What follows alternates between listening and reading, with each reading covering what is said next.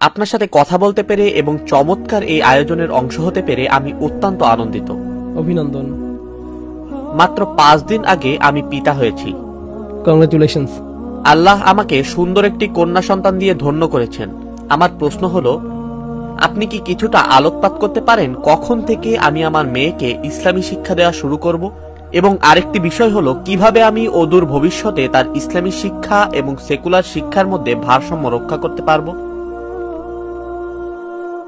আমি মনে করি আপনার কন্যাকে অথবা আমাদের সন্তানদের ভালো ইসলামী শিক্ষা দেওয়ার সবচেয়ে ভালো পন্থা হলো আপনি নিজে একজন উৎসাহী ছাত্রে পরিণত হয়ে যাওয়া কোরআন এবং রাসূল সাল্লাল্লাহু আলাইহি সাল্লামের জীবনের উপর।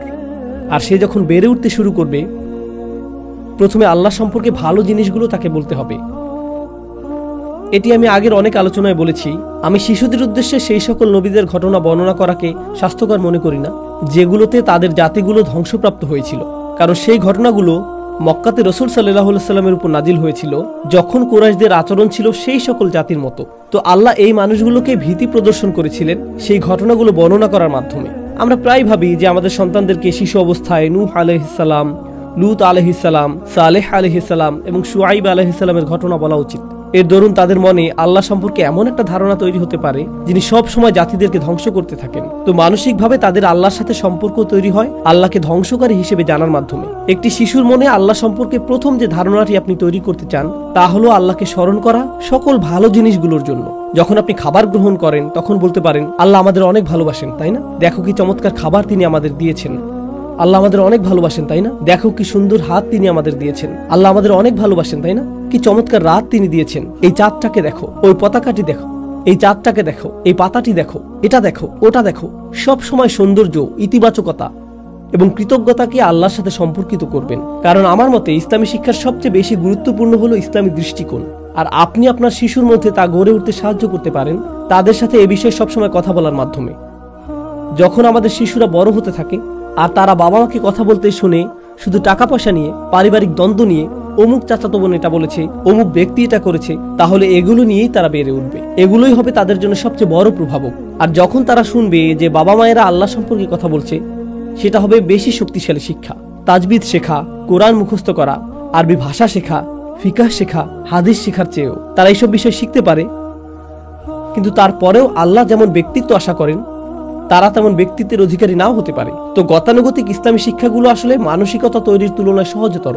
এখন কোন বয়সে আপনার উচিত তাদেরকে প্রচলিত আনুষ্ঠানিক শিক্ষা দেয়া? আমার মতে শিক্ষা অর্জনের ক্ষেত্রে শিশুর স্বভাবসুলভ প্রবণতা বিভিন্ন ধরনের হয়। যদি আপনি লক্ষ্য করেন যে শিক্ষার ক্ষেত্রে এবং মুখস্থ করার ক্ষেত্রে আপনার সন্তানের স্বভাবসুলভ প্রবণতাটি বেশ ভালো, তাহলে কিছুটা আগে ভাগেই আপনি নিজে তাদেরকে শিক্ষা দিতে পারেন। ভালোবাসা সহকারে তাদেরকে শিখান কিভাবে সূরাগুলো মুখস্থ করতে হয়। দিন এবং দুনিয়ার ভারসাম্য রক্ষা করা আসলে সবচেয়ে গুরুত্বপূর্ণ বিষয়। আমি কখনোই শিক্ষা প্রতিষ্ঠানে গিয়ে ইসলাম শিখিনি, এটাই বাস্তব। আমি আপনাদের বলছি, সব সময় আমার উপর দায়িত্ব ছিল পরিবারের ভরণ পোষণ করা, দিনে ফুল টাইম 7-8 ঘন্টা কাজ করা, তার সাথে ইসলামী জ্ঞান অর্জন করা, তার সাথে শরীর চর্চা করা, তার সাথে বন্ধু বান্ধবদের সাথে সম্পর্ক রক্ষা করা। আপনি ইসলামী জ্ঞান অর্জনকে জীবনের অংশ বানিয়ে ফেলুন। আর এই অনুভূতিটি আমরা আমাদের সন্তানদের মনে গেঁথে দিতে চাই। ইসলামী জ্ঞান অর্জন করা হবে তাদের জীবনেরই একটা অংশ, যেমনটি দাঁত মাজাটাও তাদের জীবনের অংশ, ঘুমের অভ্যাস যেমন তাদের জীবনের অংশ। ইসলামী শিক্ষার ক্ষেত্রে এই অভ্যাসও তাদের জীবনের অংশ। যখন আপনি এটা করবেন তখন ইসলাম শুধুমাত্র একটি বিশেষায়িত যোগ্যতার নাম হবে না, বরং ইসলাম হয়ে যাবে জীবনের একটা অংশ। আর যখন তারা বাবা মাকে দেখবে যে তারা ইসলামী শিক্ষা অর্জনকে জীবনের নিয়মিত অংশে পরিণত করেছে, তখন শিশুরা নিজেরাও এই অভ্যাসকে ধারণ করবে। কারণ শিশুরা তাদের বাবা মায়ের আচরণকে অনুকরণ করে, আর এটা হবে আপনার করার সবচেয়ে সফল কাজ। কারণ যদি আপনি আপনার সন্তানকে নিয়মতান্ত্রিক প্রাতিষ্ঠানিক ইসলামী শিক্ষা প্রদান করেন, তা আপনি অবশ্যই করতে পারেন, কিন্তু তারপর যখন জ্ঞান অর্জন শেষ হয়ে যাবে তখন এর সমাপ্তি ঘটবে। তখন এটা আর তাদের জীবনের অংশ থাকবে না, শুধুমাত্র এটুকু ছাড়া যে তারা মনে করবে যা তাদের জানা উচিত তার সবটুকুই তারা জানে। আর এটাও সত্য নয়।